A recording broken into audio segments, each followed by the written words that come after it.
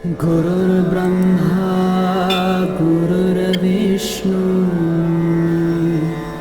गुरुर्देवो Maheshwara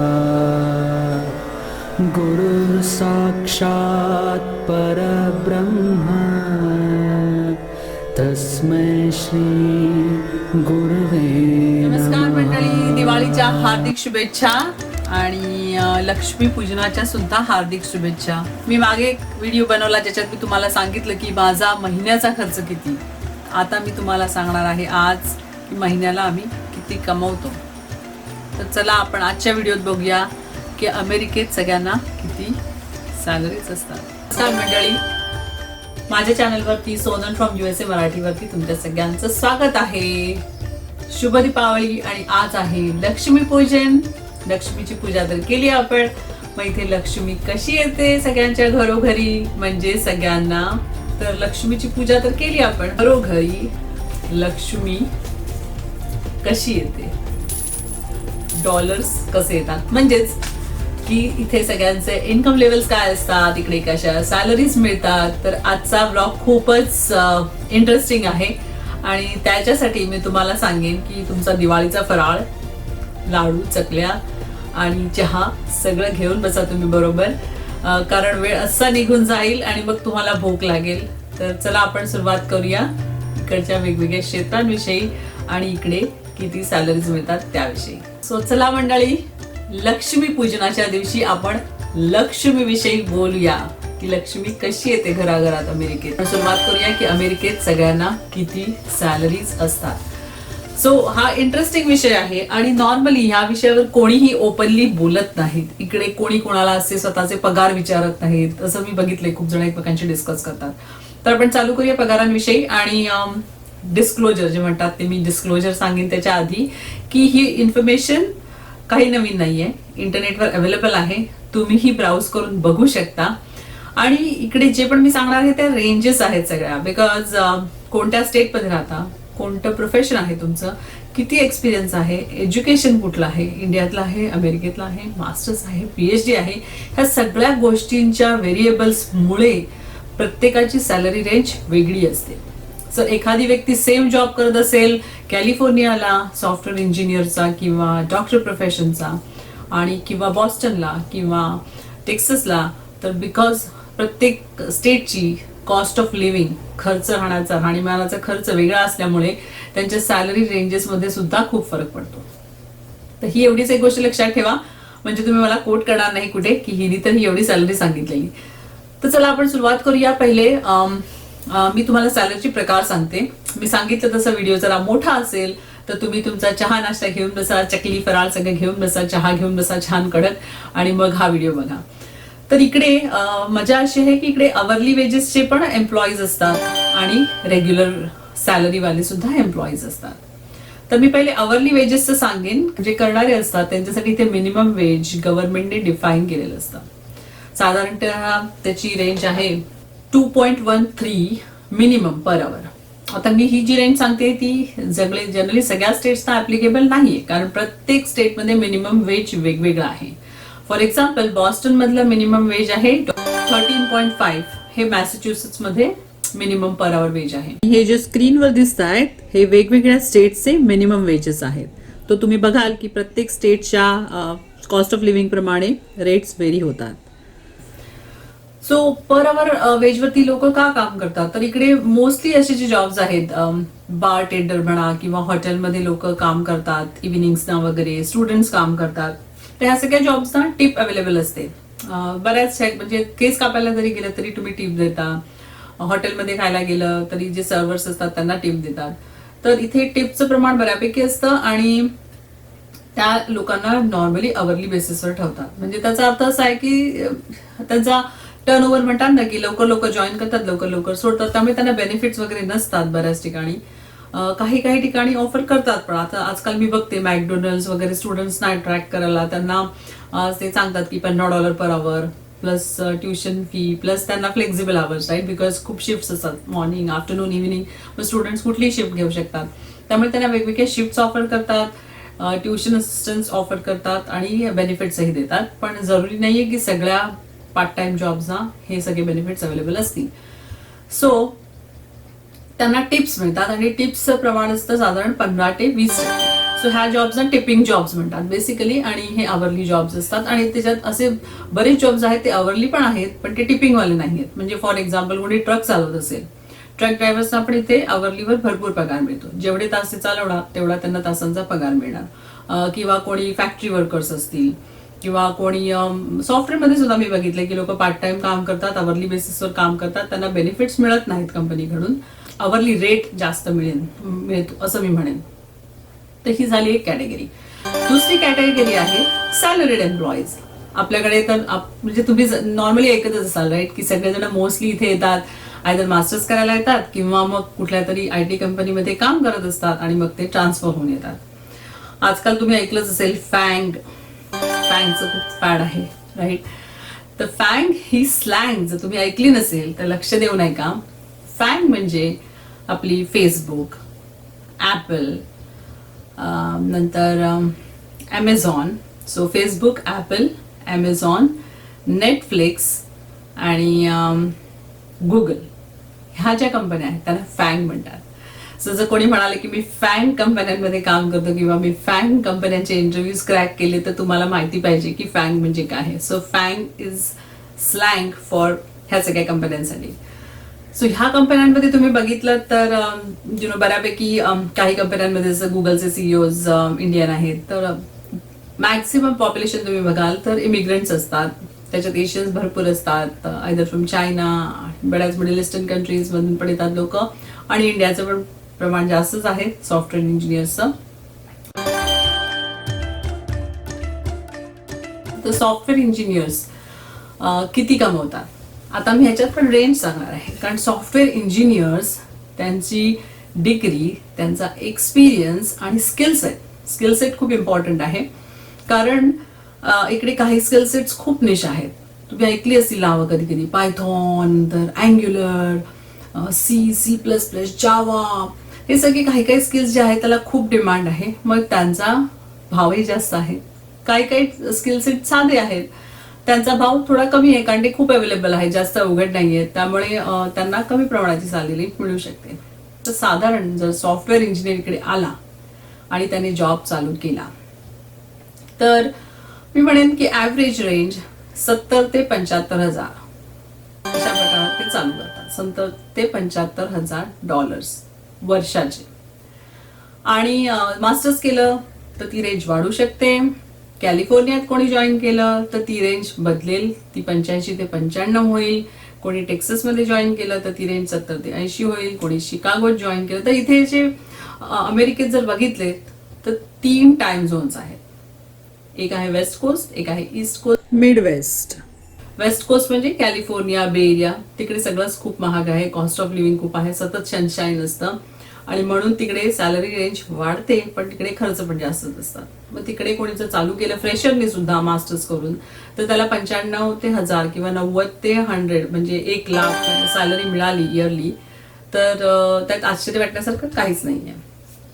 east coast मध्ये आला फॉर एक्झाम्पल बॉस्टन मध्ये आय वुड से की 70 ते 75 हजार मिळू शकते. किंवा न्यूयॉर्क, न्यू जर्सी मध्ये आला तर त्याला 85 ते 90 ही मिळू शकतात किंवा 95 हजार इयरली सॅलरी बोलते मी. आणि जर कोणी म्हणजे मिडवेस्ट शिकागो किंवा टेक्सास वगैरे अशा ठिकाणी कॅन्सस, तर त्यांच्या सॅलरीची रेंज कमीही असू शकते. It can even very from 65 to 70-75,000 per year. मग आता ही इयरली सॅलरी जी असते ह्याच्यामध्ये कंपनी देते मेडिकल बेनिफिट्स. आणि मजा माहितीये का इकडे की इथे सॅलरी मंथली पे नाही होत, इकडे सॅलरी पे होते सेमाय मंथली. सेमाय मंथली म्हणजे 15 दिवसांनी सॅलरी मिळते इकडे. सो कोणालाही विचारलं अमेरिकेत तर त्यांना एका महिन्यात 2 पेचेक येतात. 15 दिवसांनी एक येतो आणि महिन्याच्या एंडला एक अजून एक पेचेक येतो. आणि अवरली लोकांना जी सॅलरी पे होते ती होते बाय वीकली, म्हणजे दर 2 आठवड्यांनी. तर अशी इथे मजा आहे.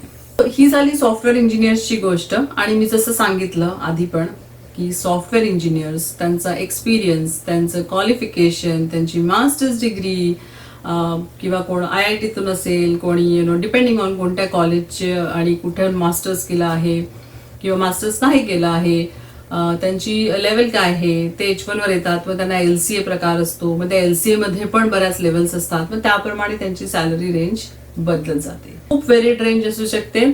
एखादी व्यक्ती बॉस्टनमध्ये सॉफ्टवेअर इंजिनियर म्हणून काम करत असेल तर त्याच कॉलेजची व्यक्ती, तेवढंच एज्युकेशन घेतलेली व्यक्ती जर टेक्सासमध्ये कामाला लागली तर तिची सॅलरी कमीही असू शकते. आणि जर तीच व्यक्ती कॅलिफोर्नियाला लागली आणि फॅंग म्हणजे मी ज्या सांगितल्या त्या कंपन्यांमध्ये लागली किंवा दुसऱ्या कुठल्या बे एरियामधल्या स्टार्टअपमध्ये लागली तर त्यांची सॅलरी जास्तही असू शकते. सो खूप खूप रेंजमध्ये व्हेरिएशन आहे.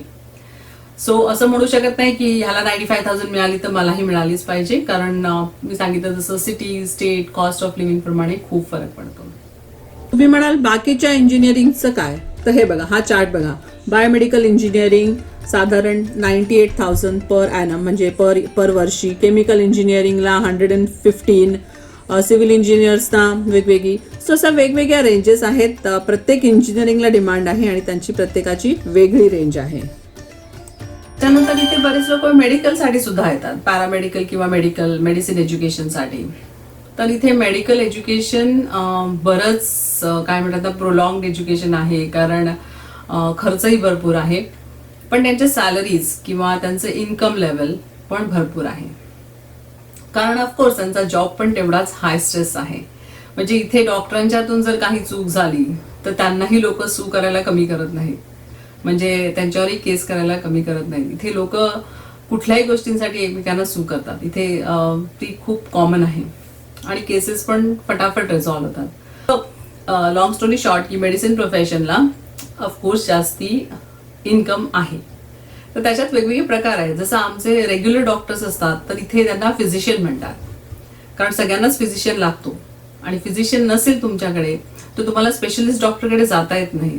तर बरेच इन्शुरन्स प्लॅनमध्ये हे रेस्ट्रिक्शन असतं की तुम्हाला फिजिशियननी रिकमेंड केलं तरच तुम्हाला स्पेशलिस्ट अपॉइंटमेंट देईल. सो हे फिजिशियन जे आहेत ते जनरल डॉक्टर्स असतात, जनरल फिजिशियन. त्यांची सॅलरी मी म्हणेन की साधारण 1.5 लाख ते 2 लाख असू शकते. आणि तेच जर स्पेशलिस्ट असतील, जसे चाइल्ड स्पेशलिस्ट त्यांना म्हणतात, पीडियाट्रिक्स किंवा हार्ट सर्जन्स किंवा न्यूरोसर्जन्स, ह्यांच्या सॅलरीज खूपच जास्त असतात. म्हणजे 2.5 ते 3 लाखापर्यंत त्यांच्या सॅलरीज असू शकतात महिन्याच्या. म्हणजे खूपच प्रचंड सॅलरी झाली, राईट. 2.5 ते 3 लाख म्हणजे तुम्ही इमॅजिन करू शकता की त्यांची महिन्याची सॅलरी किती आहे. 3 लाख म्हणजे साधारण 15 ते 25 हजारच्या दरम्यान त्यांची सॅलरी, डिपेंडिंग अपॉन त्यांचं स्पेशलायझेशन काय आहे. तर हे झालं मेडिकल प्रोफेशन. आणि मी जसं सांगितलं तसं वेगवेगळ्या प्रकारचे त्यांच्या स्पेशलायझेशन प्रमाणे त्यांची सॅलरी रेंज चेंज होते. पण ऑफकोर्स तो खूप हाय डिमांड जॉब आहे. इकडचे डॉक्टर्स नॉर्मली 7 वाजताच काम चालू करतात. त्यांचं एज्युकेशन पण बऱ्यापैकी अवघड आहे, ट्रेनिंग अवघड आहे. म्हणजे बाय द टाइम ते त्यांचं MBBS किंवा ग्रॅज्युएट डिग्री मेडिसिनमध्ये कम्प्लीट करतात आणि मास्टर्स कम्प्लीट करतात, दे आर ऑलरेडी, आणि त्यांना नंतर त्यांना फील्ड वर्क करायला लागतो. इंजिनियर झाले, डॉक्टर झाले. आता आपण बघूया दुसरं हायएस्ट पेड प्रोफेशन कुठलं असेल, सांगा बरं, गेस. मला माहिती आहे आपल्याकडे भारतामध्ये मुलांना मोस्टली कल असतो की मेडिकल आणि इंजिनिअरिंग ह्या 2 प्रोफेशनमध्ये सगळ्यात जास्त BC. सो जे 2 सायन्स ग्रुप असतात, बेसिकली एक मेडिकलसाठी आणि एक इंजिनिअरिंगसाठी, ते ग्रुप्स नॉर्मली आणि त्याचे पर्सेंटेज आणि मार्क्स बघून मोस्टली सगळ्यांना वाटतं की आपल्या मुलांनी इंजिनिअरिंग करावं किंवा डॉक्टर बनावं. तर तिसरं इथे अजून एक प्रोफेशन आहे ज्याला भरपूर पगार आहे, ते म्हणजे अटर्नीचं प्रोफेशन.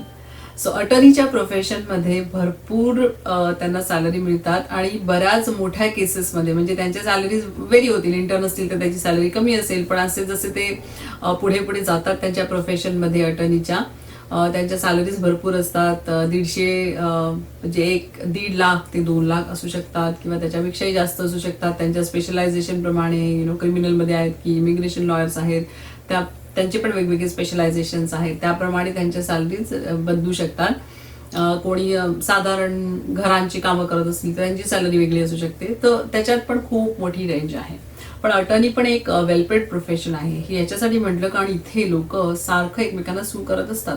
कोणी कोणाच्या प्रॉपर्टीमध्ये पडलं तर त्याला सू करणार, ऑफिसमध्ये ऍक्सिडेंट झाला तर जसं आपला वर्कप्लेसमध्ये जसं कोणाचा ऍक्सिडेंट झाला मिलमध्ये वगैरे तर कंपनी पे करते, तसं इथे जर काही झालं तर इथे कंपनीला खूप मोठा भुर्दंड असतो.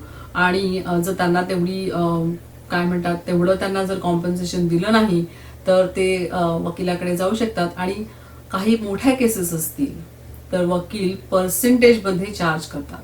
म्हणजे ते सांगतात की तुम्हाला मी एवढं कॉम्पन्सेशन मिळवून देईल, पण मला तुम्ही त्याचे 15% द्या, तोपर्यंत तुम्ही काहीच पैसे देऊ नका. कारण ती केस खूप मोठी आहे, त्यांना माहिती आहे, तर ते जिंकले तर त्यांना 15% मिळणार. आणि त्या माणसाला समजा 3 लाख मिळणार असतील तर 3 लाखाचे 15% अटर्नीला मिळणार. तर अशा प्रकारे अटर्नीचं पण इथे एक वेल पेड प्रोफेशन आहे. मग त्याच्यानंतर आपण बघूया की इथे ऍडमिन वगैरे पण तुम्ही बघाल की ते बरेच जण ऍडमिन मध्ये वगैरे काम करतात. त्यांचे सॅलरी साधारण 40 ते 60 हजार पर्यंत वगैरे असतात. डिपेंड्स करतं की किती त्यांचं एक्सपिरियन्स आहे. पण नॉर्मली एवढ्या सॅलरीजमध्ये साधारण ऍडमिनवाल्यांना जॉब मिळतो आणि तेवढीच सॅलरी त्यांना मिळू शकते, जास्त नाही. पण नंतर तुम्ही म्हणाल की फक्त IT इंजिनियर्सनाच एवढा पगार मिळतो का? बाकीचे इंजिनिअरिंगचं काय? सिव्हिल इंजिनिअरिंग आहे, मेकॅनिकल इंजिनिअरिंग आहे, आर्किटेक्ट्स आहेत, त्यांना किती सॅलरी मिळते? त्यांची पण साधारण सॅलरीची रेंज अशीच असते की म्हणजे इट कॅन व्हेरी फ्रॉम 70 ते 75 हजार ते 90, 120, 130 पर्यंत जाऊ शकते. 1,30,000 म्हणजे 1,20,000, 1,30,000. आणि परत त्याच्यात भरपूर फॅक्टर्स येतील की जसं कोणी सिव्हिल इंजिनियर असेल त्याचं स्पेशलायझेशन काय आहे, मल्टी स्टोरी बिल्डिंग करतो की मॉल्स करतो, आर्किटेक्ट आहे त्याचं स्पेशलायझेशन काय आहे. सो डिपेंड करतं की स्पेशलायझेशन काय आहे, कुठल्या एरियात ते काम करतात, आणि त्यामुळे त्याप्रमाणे त्यांना सॅलरीची रेंज व्हेरी होते. तर इथे अजून मजेशीर प्रकार मला सांगायचा आहे, आणि तो म्हणजे इकडे अजून जास्त कमवणारे लोक कोण असतील विचारच नाही करू शकणार तुम्ही. तर इथे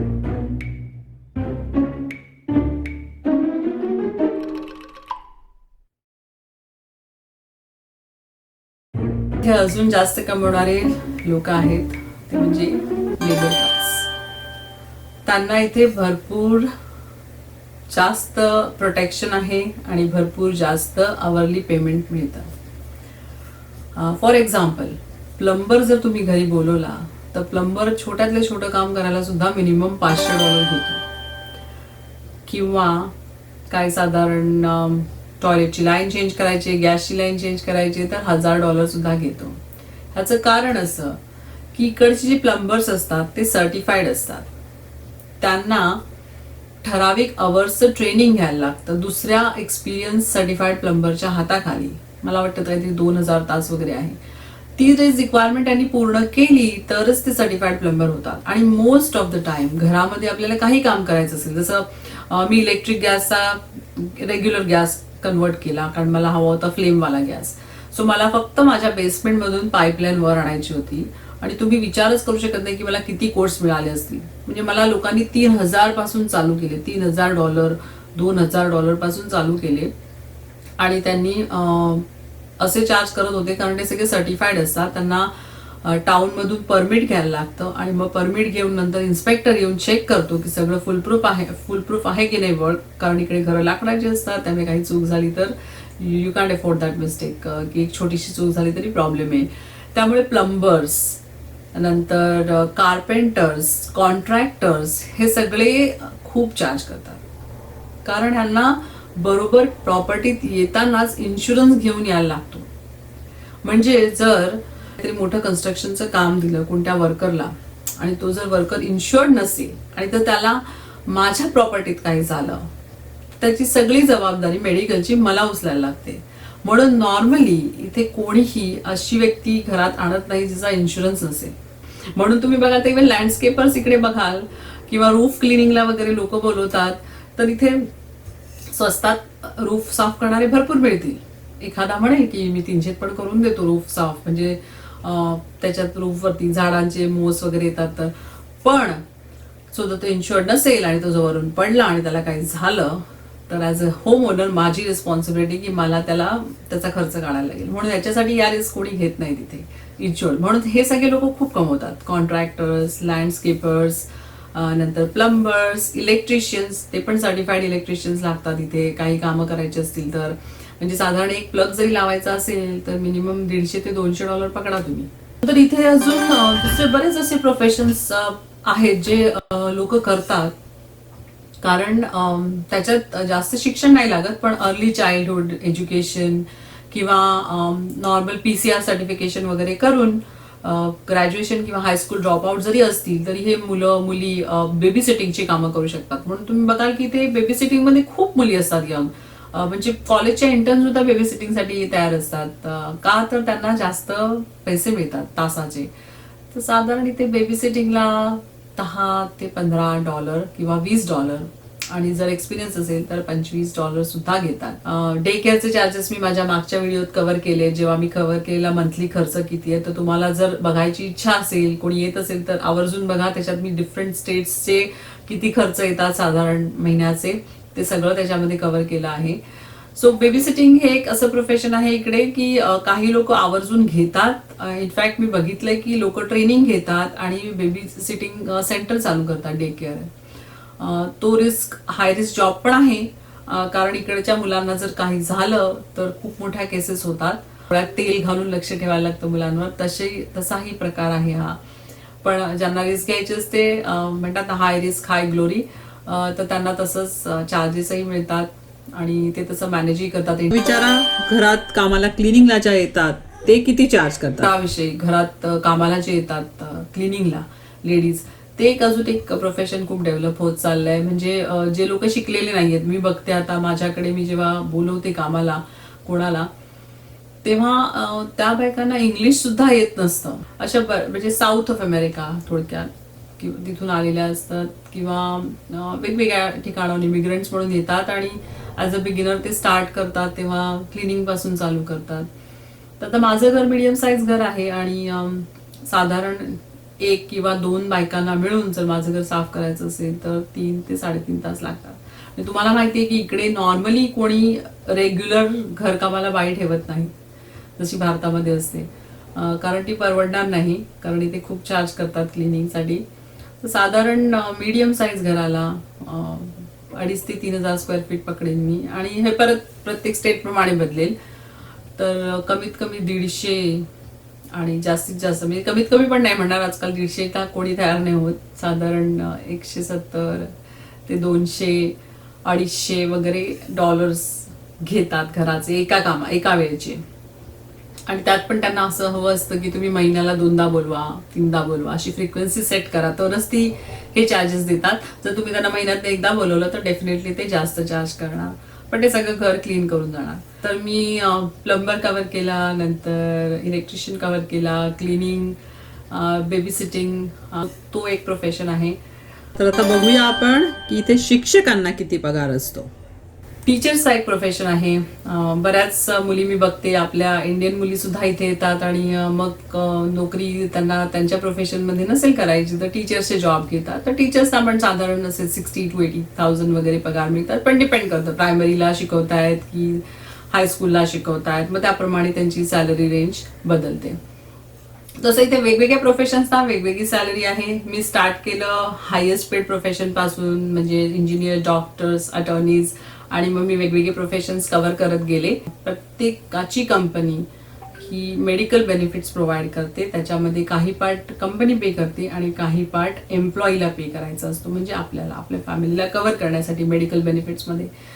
तर ह्या सगळ्या वेगवेगळ्या गोष्टी आहेत, आणि म्हणून मी तुम्हाला सांगितलं की हे सॅलरीच्या ज्या फिगर्स आहेत अॅन्युअल, त्या बघून जर तुम्ही मंथली कॅल्क्युलेशन केलं आणि म्हटलं की अरे वा 6,000 सॅलरी, 8,000 सॅलरी, तर नुसतंच ते बघून चालणार नाही. आणि हातात सॅलरी किती येते हे जर तुम्हाला बघायचं असेल तर माझ्या चॅनलला नक्की सबस्क्राईब करा, कारण मी पुढच्या व्हिडिओत ते सगळं घेऊन येणार आहे. हातात किती येतात म्हणजे तुम्हाला अंदाज येईल की कोणाच्या सॅलरीतनं किती हातात येऊ शकतं. माझ्या चॅनलवर जर पहिल्यांदा आला असाल तर नक्की सबस्क्राईब करा, सोनल फ्रॉम USA मराठी, आणि नोटिफिकेशन बेलवरती जरूर बटन प्रेस करा, म्हणजे तुम्हाला माझा पुढचा व्हिडिओ आला की लगेचच कळेल आणि तुम्ही मिस करणार नाही इम्पॉर्टंट इन्फॉर्मेशन. आणि जर तुम्हाला आवडली तर नक्की लाईक करा, आणि जर कोणाला इन्फॉर्मेशन हवी असेल नक्की फॉरवर्ड करा. आणि तुम्हाला काही प्रश्न असतील कुठल्याही प्रोफेशन विषयी तर जरूर मला कमेंट करून विचारा, आणि मी नक्की सांगायचा प्रयत्न करेन. असं मिस केलंय का प्रोफेशन तर नक्की मला सांगा, मी नक्की कव्हर करेन. ठीक आहे, मग चला आपण पुन्हा भेटू पुढच्या ब्लॉगमध्ये. परत एकदा शुभ दिवाळी. भेटू. Bye bye.